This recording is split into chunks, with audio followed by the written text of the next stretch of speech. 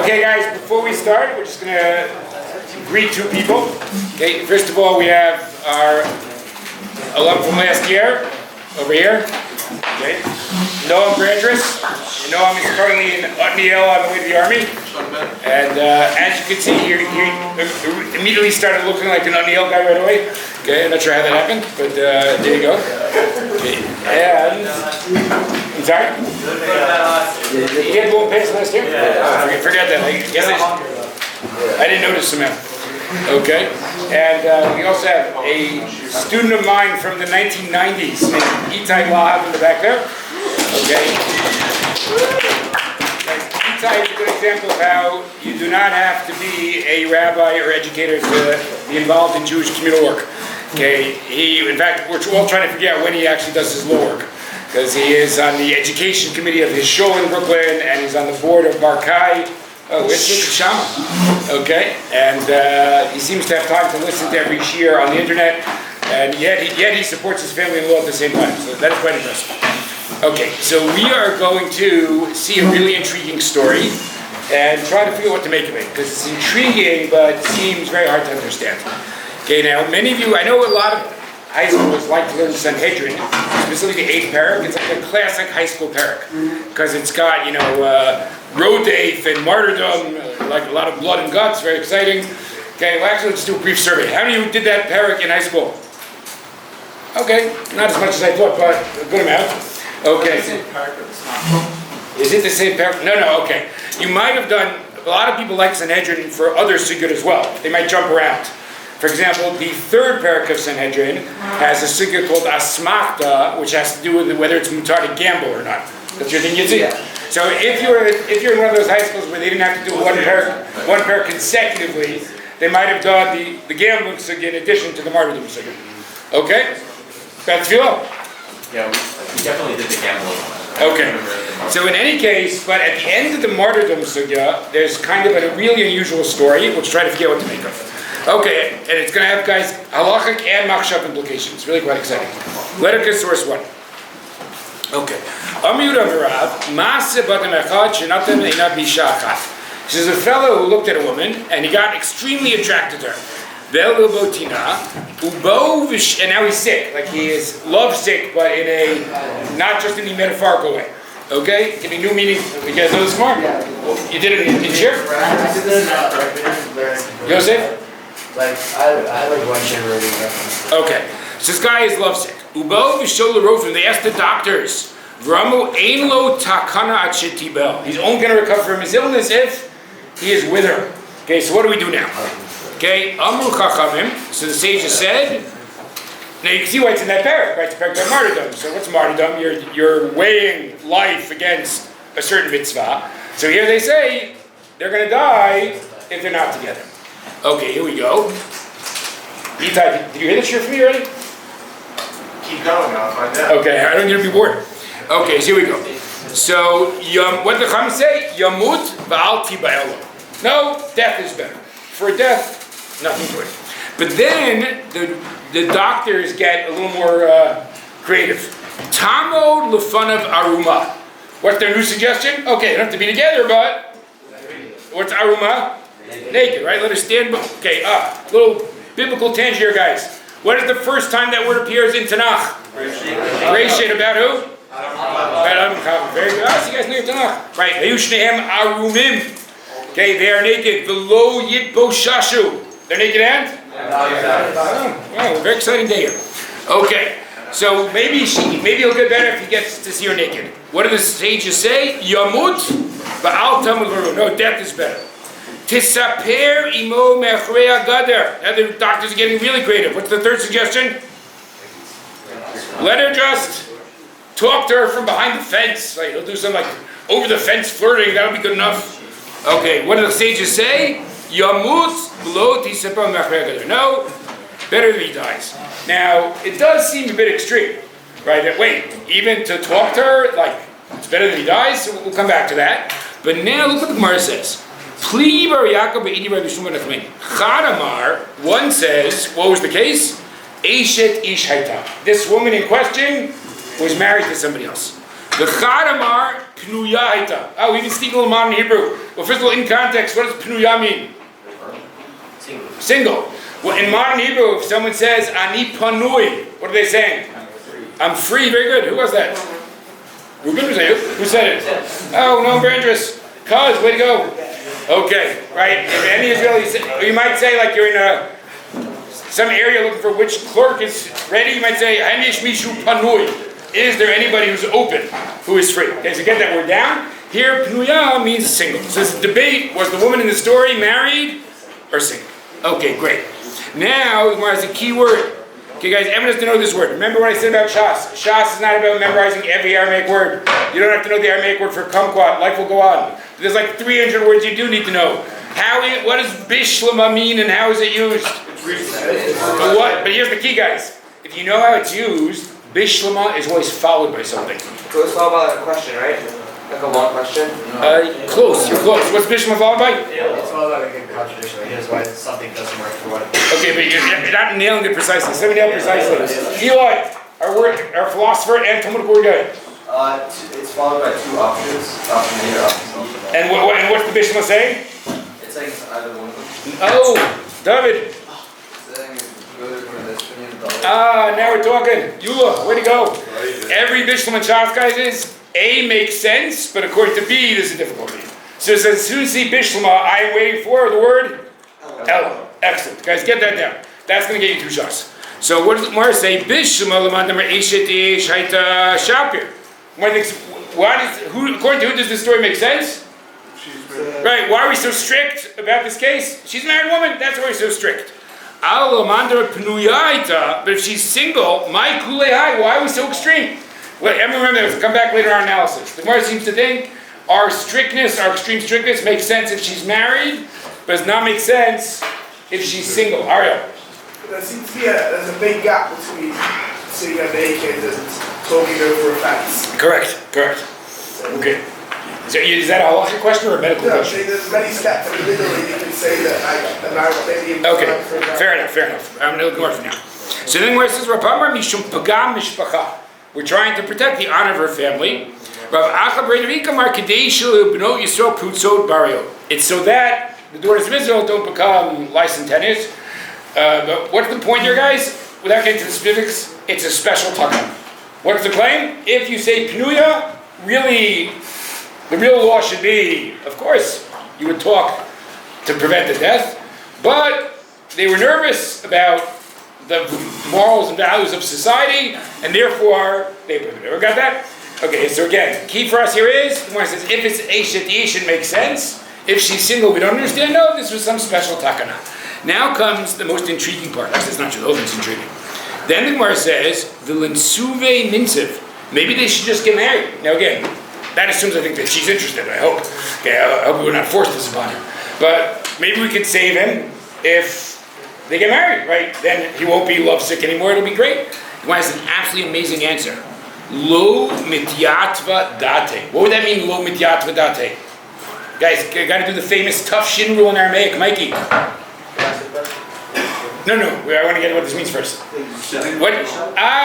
Guys, let's go. Tough shin rule. How do you say 3 in Aramaic? Because what happens? Shalosh becomes Tlat. Excellent. How do you say snow in Aramaic? Talga. Now we're talking. Okay, so what is miyatva date? Yashev dato. What does that mean in Mani also? Yishuvadat.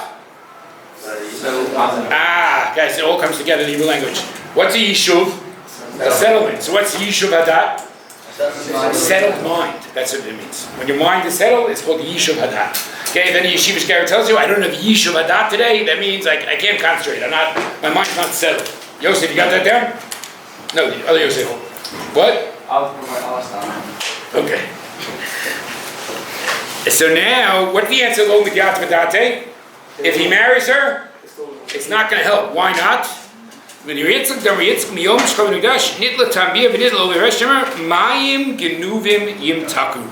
most famous psukim of all time in Mishlei. What does it mean, Mayim Genuvim Yimtaku? Stolen waters are sweet. Meaning, part of his interest in her is because she's forbidden. It'll lose its allure once she's forbidden. Okay, so let's follow the way, guys. I'll take questions in 1 second. What do we have in this Gemara? We have this extreme psak, better to die than to even talk. The Gemara seems to think that only makes sense if she's Eshet Ish, and then says Pnuya is a special takana. Then it asks, just marry her, and it says, no, that actually won't work, because psychologically this is all about the allure of the forbidden. And because of that, marrying is not a solution. Mikey. So, is it clear in the Gemara that this love sickness is reciprocal, or it's him feeling it? It's unclear. We are not, unfortunately, her voice is not told. One day, Mikey, you're going to write a novel from her perspective. Okay, it'll be very exciting. But right now, we do not know what she's thinking. Yeah, Yitzi. Is this like a case where events are more where it probably didn't really happen at all, but it's like such an extreme case that it's just mainly to teach us something, like nobody actually gets lovesick. So Okay. I'm trying to debate. Now, I always have to debate if I should go out of order because of somebody's comment. No, well, hold on. We'll come back to you. I want to save it. Okay, anybody else have a question? Okay, now, before we get to the halacha of this, which is this odd extremism, let's just discuss the issue of the stolen waters are sweet, because that is a very interesting psychological point, and let's see how far it applies. So now let's go to another Gemara in Sanhedrin, second Gemara. And the Gemara is talking about who can testify, right? That's in the third paragraph where the Gemara is. And it says, if we have suspicions that you're involved in sexual immorality, kasher le'edut, you could still testify. That does not invalidate you. Rav Sheshet, Ani Mario Arba Bekatri Vakasher, we're going to give him 40 lashes and he's kosher? It can't be. Fine. Rabba, here's the part we want. Umod Rav Nachman, who said that he's kosher, Linyan Edut Isha Shu Pasol. What might you have, apparently, guys? Somebody, we don't invalidate his testimony altogether, but what might you say? I wouldn't trust that guy in area X. Apparently, that's part of halacha also. Okay, we know that, I know, who should we go here? Okay, I know, we're looking for testimony about the American South, and we say, let's not ask Elon about Memphis. He is not this, objective party about what life in Memphis is like. Okay, so what do we have over here? Oh, we'll have this guy for testimony, but not when it comes to marriage issues, because that's where he has difficulty. Okay, we're good? Okay, now comes the best. Okay, but that's only if he's testifying that a woman is not married. But if he's telling the woman is married, let lanba. What's his logical argument, guys? This guy who says suspect? Because if he's testifying the woman's not married, he might be doing that in his own interest. He wants to be with her. But if he's testifying the woman is married, right? If he's got this thing in sexuality, he has no motivation to testify that she's married. That's just going to hurt him. like amigo. Okay. It's not exactly amigo, but okay. So now the Gemara says, right, because amigo you would need like two different claims. Yeah. Right?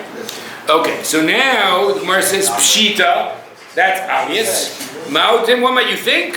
Ha'adifale tichtib mayim genuvim yimtaku. What did the Gemara claim, guys?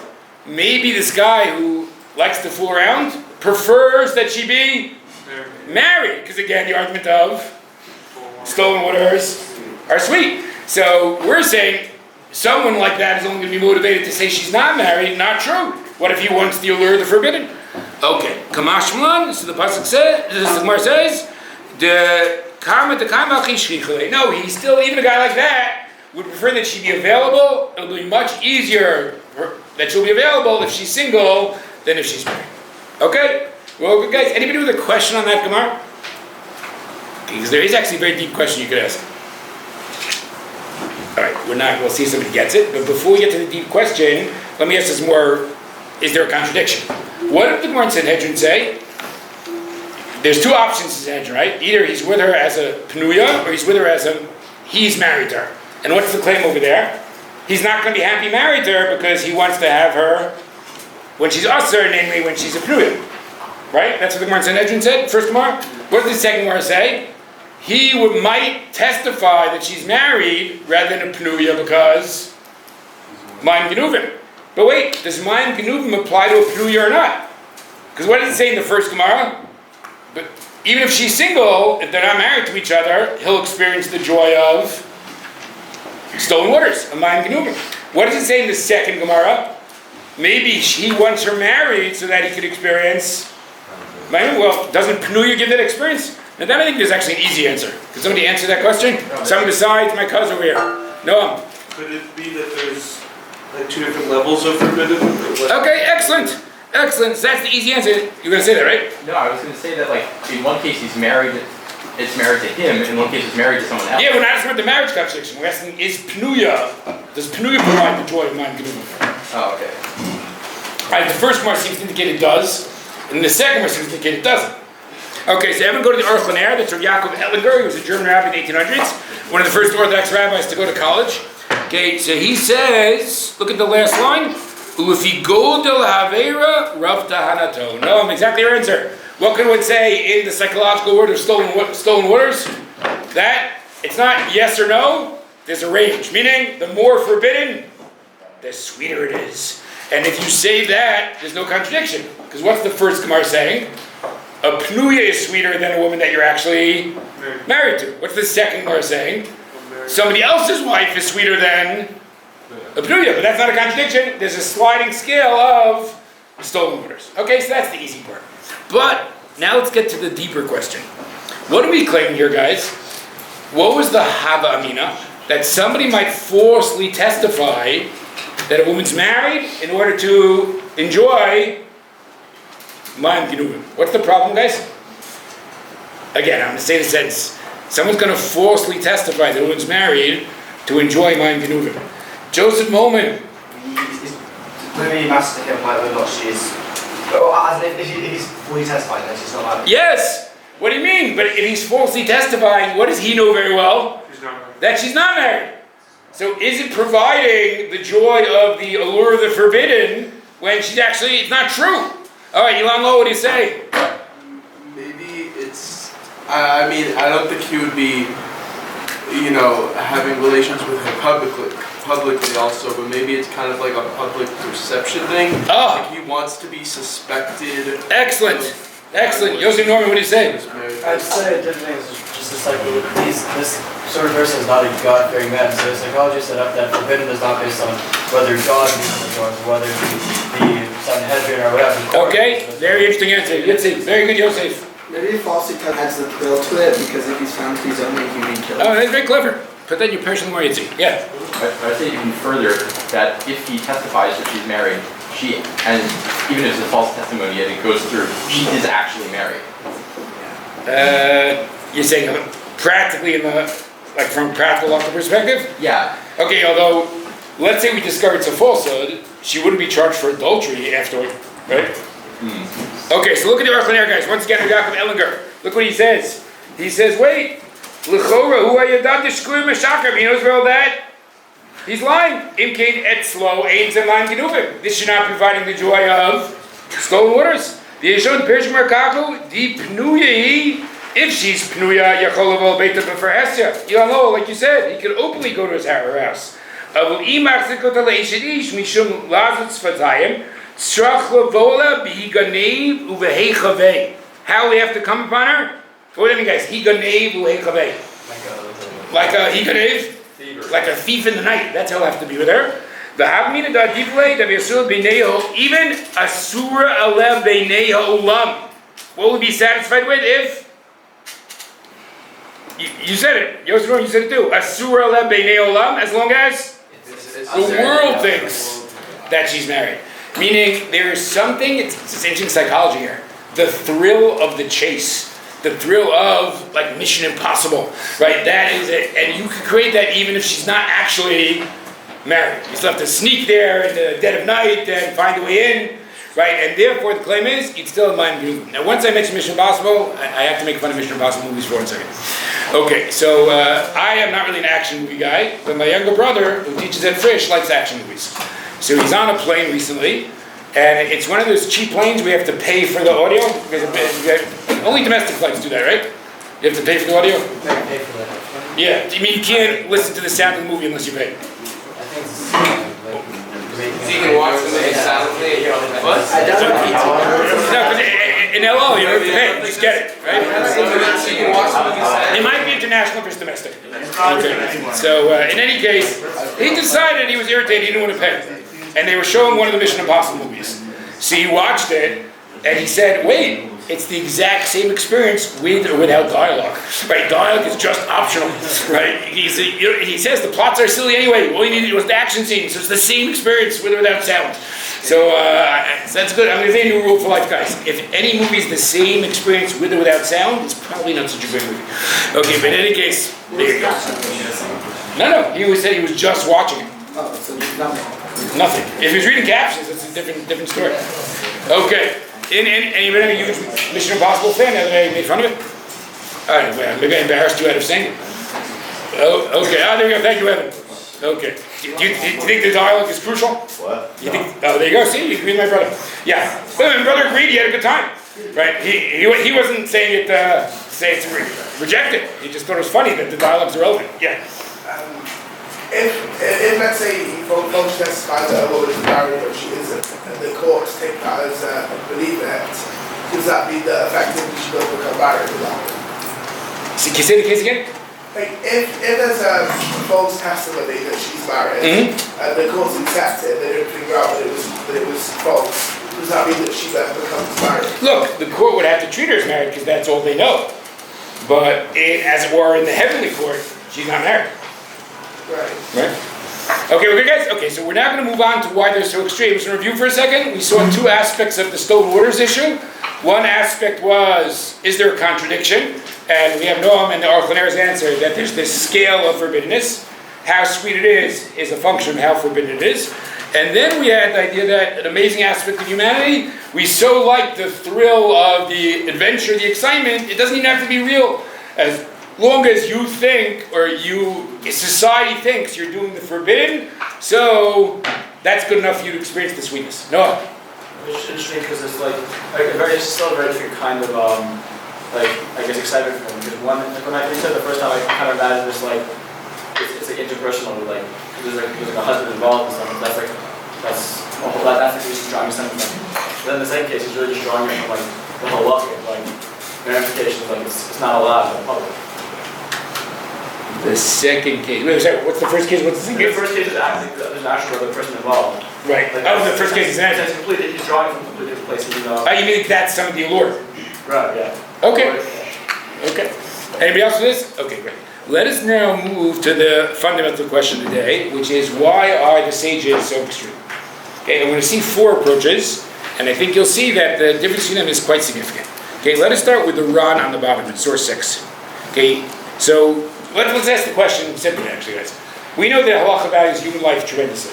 So usually there's a clash between human life and an isser. Human life almost always wins. Okay, what are the exceptions, of course? So most famously, murder, idolatry, and sexual immorality. Right? Shvichut dam, avodah zarah, and gilui arayot. Okay, does the case in Sanhedrin on the top, does it fit into one of those categories? The first. If it was issue, maybe the first. Okay, so Issue is single would still be good, right? is this really gilui arayot? Right, especially, don't forget there were 3 levels in the Gemara, right? Being together, seeing her naked, and talking to her. It's hard to imagine those are all called gilui arayot. Yosef. Isn't there up with that? Even something that could lead to gilui arayot? Oh, where'd you get that from? Your yeshiva, wait, you went to Eula, right? No, cats. Oh, you're from far. We had a whole month. Yeah, maybe your yeshiva shrebim and cats. Okay, so the first position we're going to see is actually what Yosef just quoted. Okay, now I'll give you a good modern Hebrew word. There's a funny word called avizrayu. The avizarim of something are like the appendages, when there's a better word for it. Like accessories, that's the right word. Right, the accessories, like what comes along. So there's an idea that when it comes to gilui arayot demanding martyrdom, maybe it's not only gilui arayot proper, it's even the things that kind of surround gilui arayot, the accessories of gilui arayot. So look at the Ran in source 6. Okay, the Chei Mashamarnu B'samuch Tamut Bal Tasra Machir together. How can we say die and not talk? Alma Afilu Avizrayu D'arayot Yoreg Bal Yavar. Even the things that are on the side, associated with. So the Gemara, this really does get categorized under gilui arayot, but Yosef, maybe you didn't know this. We're going to see 3 other approaches. That's not the only approach. But there's the first approach. It's because I have this right. One quick thing, the Ran says, guys, this is important because we're going to argue this later. What if someone says, no, this was only a special takana, it's not really the halacha? What in the Gemara would be an argument against that? Remember how the structure of the argument went? What did it say? How did the Bishlama work? If she's Eshet Ish, we understand. If it's Pnui, we don't. And then we brought up, we made this takana that B'not Yisrael not be Prutzot. What does that imply? Had she been Eshet Ish, we wouldn't need a special takana. Okay, so the Ran says that. The Ran says, if she's Eshet Ish, we don't need a special takana, because this is an accessory of averot. No, wait a second. We have to. Mitchell, where you been? I'd aim getting a flu shot. Okay, guys. For the entire year, we've been waiting for Mitchell wearing the blue shirt to overlap with the Shiur Klali day, and we have finally made it. Way to go, Mitchell.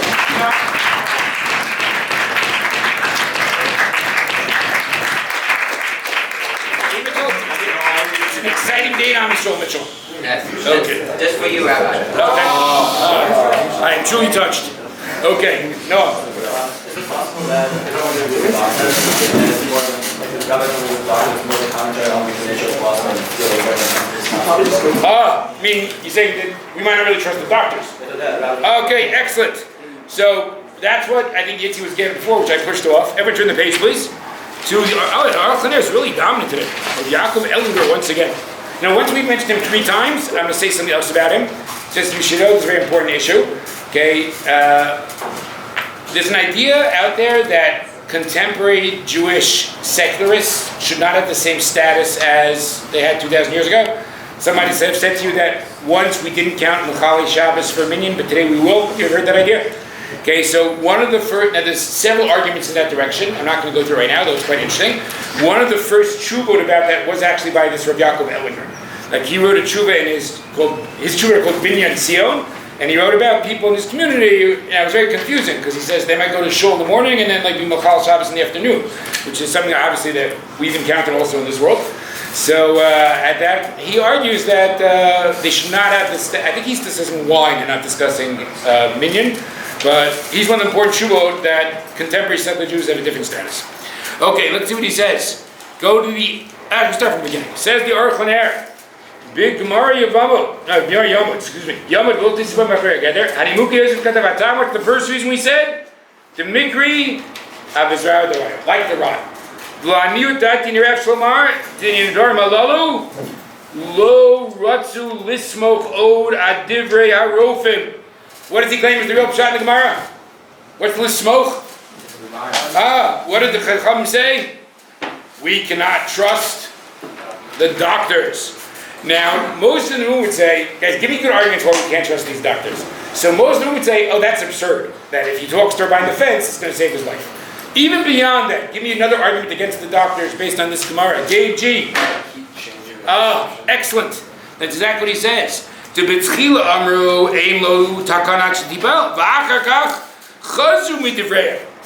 really be suspicious of these guys. Their first medical ruling is, if they're not physically together, he's going to die. And then we say no. He said, well, actually, it's okay if he just sees her naked. Oh, no. Okay, actually, it's okay if they talk from behind the fence. But in some ways, you have to say, this is not serious. Right? So you don't necessarily have to say the Yeshivat Orayta idea. You could just say, we didn't trust the doctors here. That's what's motivating this extreme psak. Let me just do one little tangent here, guys. Okay? I think it's interesting. Where is a future doctor of Israel? Any future doctor of Israel? Nobody in a room of like 60 intelligent guys? Not one guy's going to medical school? Elon? Okay. Wait, let me try one thing else, guys. I might get distressed in a second. How many of you are going to be lawyers? Okay. How many are you going to go into computers? Oh no. Now, Itai about to be really depressed. How many are going to go into finance?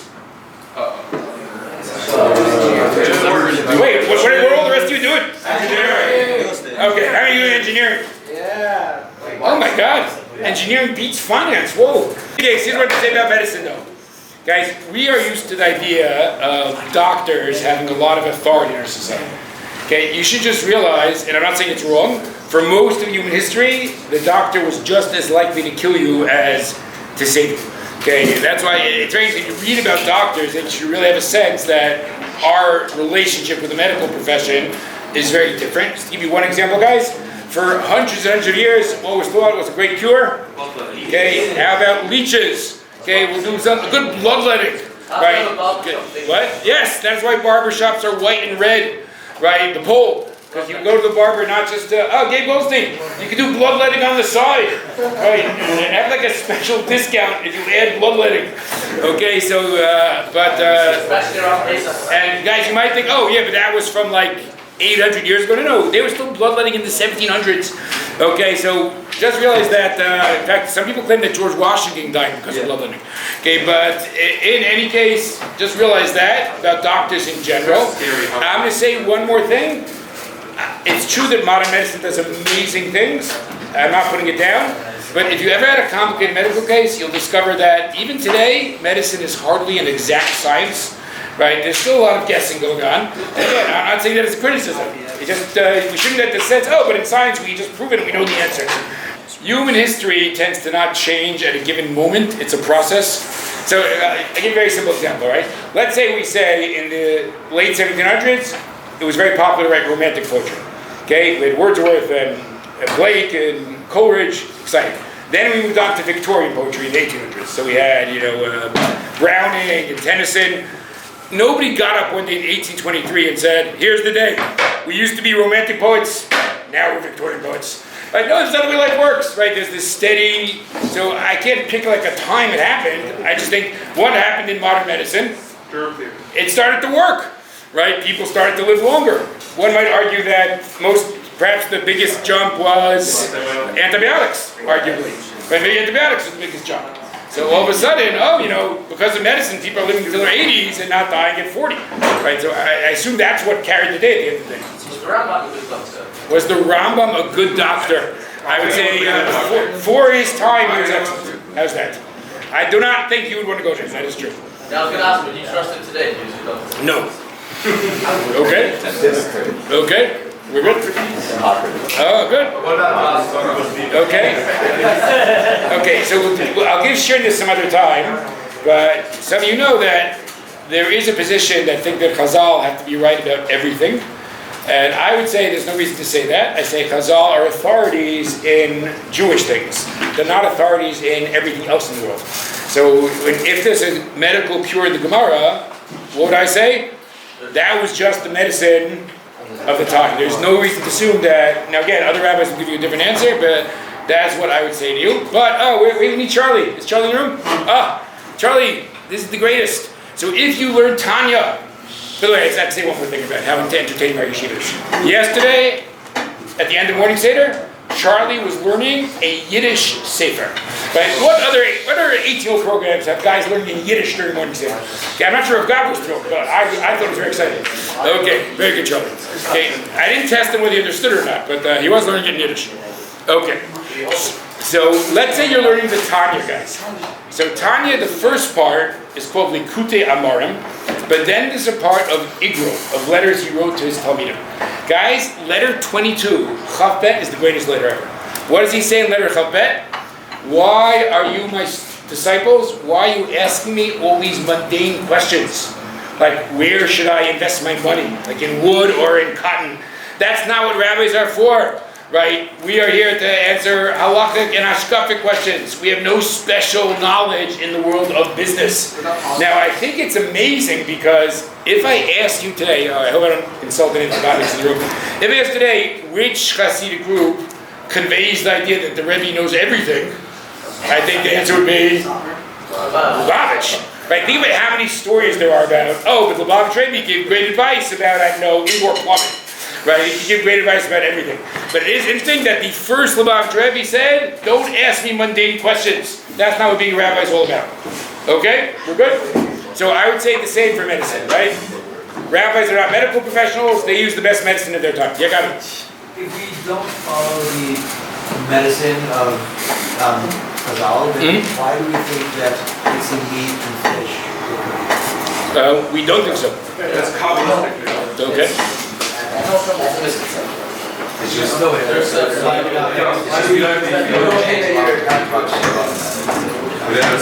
Look, I'll say this. Sometimes we'll keep something on because it's in the system already. Not necessarily because we have the same medical understanding of how life works. So that might be true in that case. Okay, I don't think you have to commit to that meat and fish are actually in danger. Okay? All right, guys. Yeah, it's Are we supposed to listen to rabbis when it comes to politics? nope. Really? Why is that shocking? There's all these schools that are group chats who to vote for. Look, it doesn't mean a rabbi can't have an opinion. Like, rabbis have an opinion like anybody else. And sometimes there might be something they think it's really important for the Jewish community, so they'll take a stand. But I don't think they have any extra authority when it comes to political decisions. Okay, here we go, guys. So moving down to the next two answers. Okay, so what do we have so far? Why are they so extreme? Either because it's an extension of averot. Remember the phrase, averot averot? Because we simply don't trust the doctors. That's the answer there. Let us now go to, we're going to go a little bit out of order. Skip down to the Or Gadol in source 10. Okay, he has a really interesting answer, and it's going to change a lot of other Gemaras also. Okay, skip down to the fourth line. We'll go a little out of order here. Im kenim anachnu bazeh, im kenim yesh lomar baha, lahalo libo tina. He relates to our Gemara in Sanhedrin Ayin Hey, and he says, the pasha bazeh, sheba'atzmo hevi hasakana alav. What's his svara, guys? Now comes a fascinating thing, and this is not what you're posking, but it's a fascinating idea. What if someone's in a life-threatening situation, but they're totally at fault for being in a life-threatening situation? Now, what would you guys say? Would we Mechal Shabbos to say to such a person? So the standard psak is yes. I mean, however angry we are, however foolish the guy is, okay, but the bottom line is, his life's in danger. But apparently the Or Gadol didn't think so. So the Or Gadol says, but what if somebody brought about his own dangerous situation? And here what does it say? Sheba'atzmo heviya sakana alav, demeikara habele lachfui liyitzrei uliyatuve daitei. What's his claim? Really, how did he get to the situation where he's so lovesick, he says, I'm going to die if I don't talk to her, if I'm not with her? It must be that he made a lot of bad decisions along the way.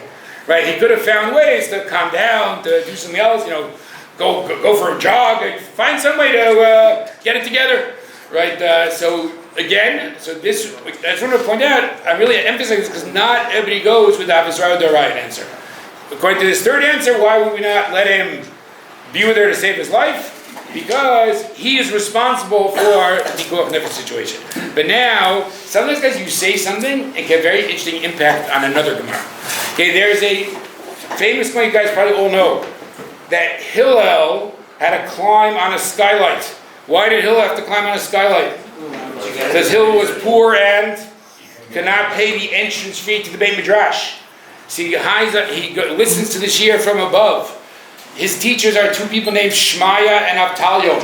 I don't know what happens in the morning. What does Shmaya and Avtalyon say? Mitchell, blue-shirted Mitchell. But he was frozen.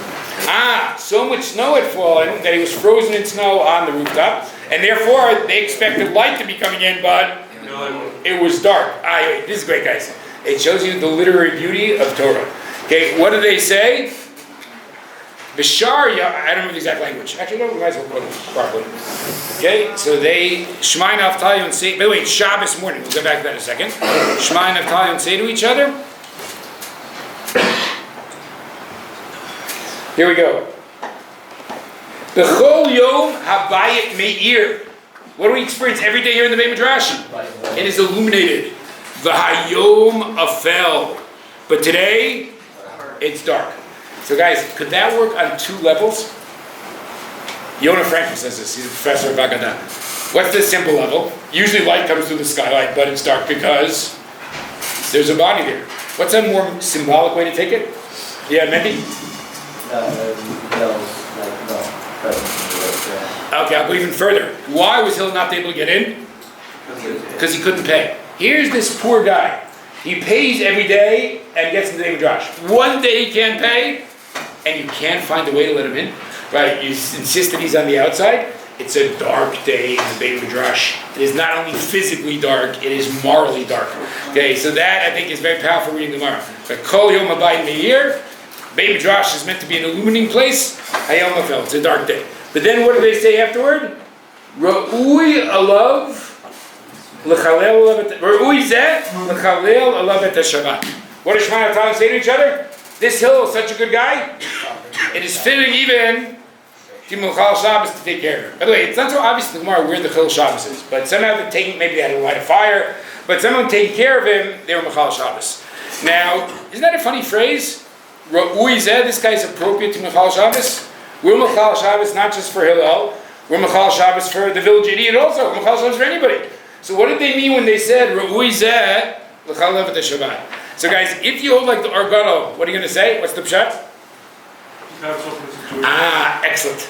So the Argano says, I'll tell you what the pshat is. They were thinking someone's going to say, but he'll endanger himself, right? And therefore, we're not Mechal Shabbos for such a person. Now you could say that's just the wrong pshat, but look what he says. It says, Kivin she'asa etzel l'shem shamayim she'nafsho chashka b'torah. But what do we say about this guy? Even if he'll do the wrong thing?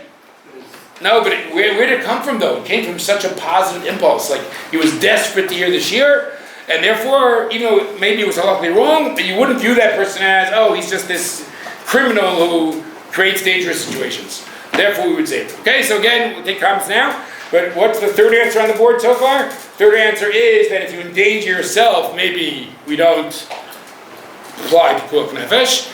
And Argano wants to claim that explains the statement in the Hillel story. Okay, David, what do you have? Never mind, No, sure it's interesting. No, you answered it. Okay, great.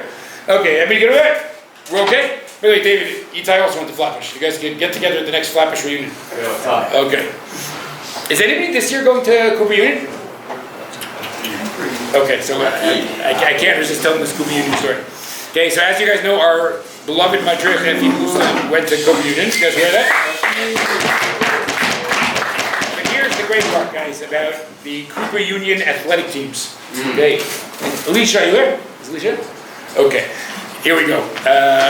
Effie was in DRS, was a very fine student in DRS, and did not make the soccer team in DRS. Okay, then he went off to college and he made the soccer team in Cooper Union. Okay, so Effie, is it a real story? Did you try it in high school or you didn't try it? Oh, so it is, it's actually true what I just said. Amazing. Okay, guys? So if you want to be on the soccer team, guys, go to Cooper Union. Okay? All right, here we go.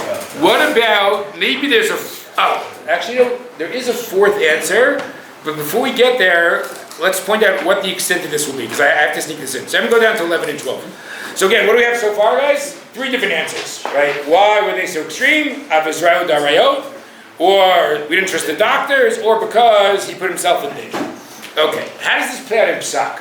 So the Shulchan Aruch in Yoreh De'ah in source 11 says, V'chol iser bo kochavim b'geresh yipodam, afal pi she'ein bo mita, rak lav ba'alma. So notice what he's saying, we extend it. Even versions of that where it's not a death penalty crime, it's only, what's lav ba'alma? What's a lav?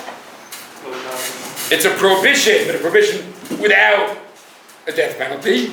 Tzarech laharog v'lo lava. That sounds like the Ran. What's the argument? It's not only the death penalty versions of Gilarayot, it's even the other prohibitions of Gilarayot. Hang on 1 second. But when I say the word lav, what does lav imply? That I'm violating what kind of Isser? Negative. Biblical Isser. We said the right, very good. It sounds like violating a biblical Isser. Is it true in this Gemara that the fellow would be violating a biblical Isser? Meaning, let's make that my point, guys. Like, even if I say, let's say for the sake of argument that Yichud is the Rabban. Okay? So what would that mean? So you could tell me I have to be a martyr. Let's try it this way, guys. What if I told you that if you're with a Nida, it's not a death penalty crime, which is true actually. But that might be cars. But let's say we say being with the Nida is included in this, even though Beit Din will put you to death. But Yichud, because that's only rabbinic, would not be included. Right? If someone says to you, either have Yichud or I'll kill you, you should have Yichud.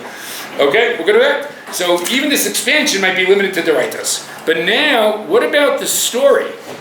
Okay, what about what happened in that story? So look what he says at the end of the first line.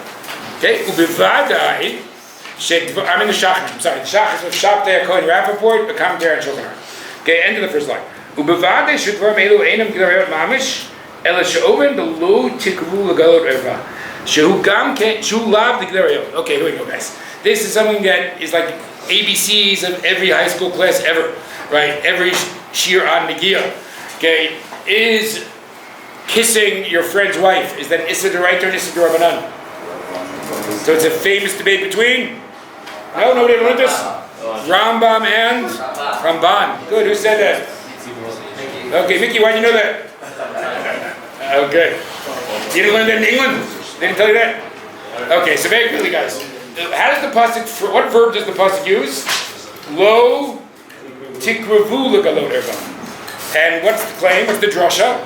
What does that tell you? It's not only the bia; it's even things that are bringing you there. Lo tikravu, and that can include embracing and kissing. Okay, well, good so far. Okay, there is such a drasha, but the Rambam thinks that drasha is real, and therefore it would indeed be an Shiur Orayta. The Ramban thinks it's what we call an asmachta. Remember what the other meaning of asmachta, not the Yemli meaning. Remember what the other meaning of asmachta is? It's actually rabbinic Shiur, but then they put it they attached it to a pasuk, but it's really rabbinic. Okay, so what does that mean? If we want to say that the reason why they were so extreme was averot darayot, what do we apparently need? We would need the Shiur in question to be Orayta. So what's his claim? That works much better if I'm Rambam and not Rambam. Because what could Rambam say? Now, admittedly, lo tikvu, the Gemara only says kissing and hugging. But maybe you could have an expanded sense of lo tikvu, things that lead you in that direction. And if it's an Shiur Orayta, then you could say it is a case of martyrdom because of averot darayot. But the Shach goes on to say, but what if I hold like the Ramban? According to the Ramban, what's the only thing that's Shiur Orayta? Actual relations. So at that point, you cannot use, meaning even if you accept the psak of Shiur Orayta, you cannot say talking from behind the fence falls under that, because what would be the status of talking from behind the fence? The worst it could be would be Shiur Rabbanan, right? The Ramban thinks that everything short of actual relations is rabbinic. Okay, excellent. One more point, and we'll wrap it up here, guys. Now, the reason why it's in your idea, it's actually discussing doctors. And someone say, what about male doctors treating female patients? Okay, but look at the end. Oh, here we go. So, if you look at the last 3 lines of the Shach, and then over some of those here. Avul Ramban b'asagot shelo sev miyan mitzvot chalak al Rambam. The Ramban argues, v'omer she'ein malkum l'Torah ela b'bia gemura. Right, the only time you get lashes for biblical prohibition is real bia. Okay, here we go. Mikomako mashmat afa Rambam will come.